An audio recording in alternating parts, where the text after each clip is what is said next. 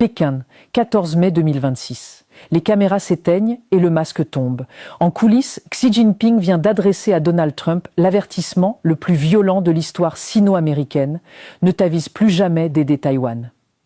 Quelques minutes plus tard, devant la presse, le président américain semble avoir vu un fantôme, incapable de bafouiller autre chose que « la Chine est magnifique ».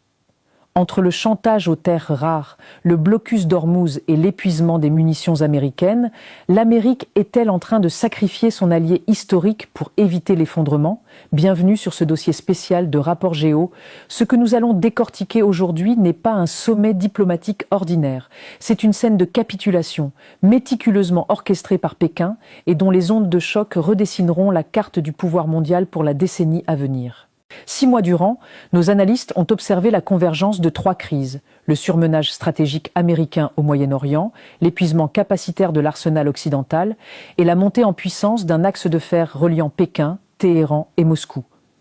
À Pékin, ces 3 lignes se sont croisées et l'homme qui devait incarner la doctrine du America First s'est retrouvé en position de demandeur, non de dicteur. Premier chapitre. L'ultimatum de Xi. Le chantage au renflouement. Pour comprendre la violence du moment, il faut écouter ce qui s'est dit hors caméra.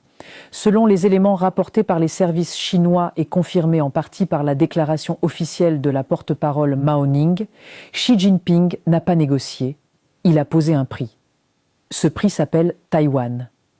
L'exigence est limpide. Washington doit clarifier publiquement qu'il ne soutient en aucune manière l'indépendance taïwanaise.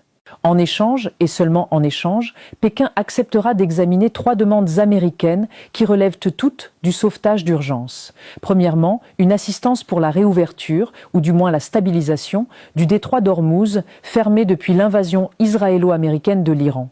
Deuxièmement, un accès renouvelé aux terres rares chinoises, indispensable à la reconstitution d'un stock de munitions américains littéralement vidé par les opérations au Moyen-Orient.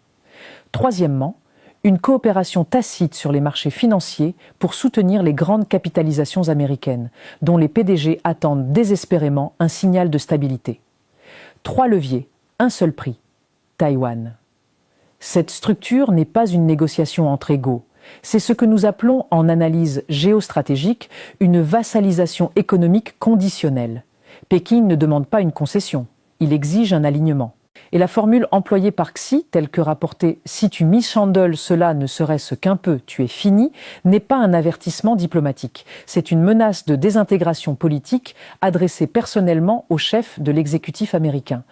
Or, pour saisir pourquoi Trump n'a pas pu répondre,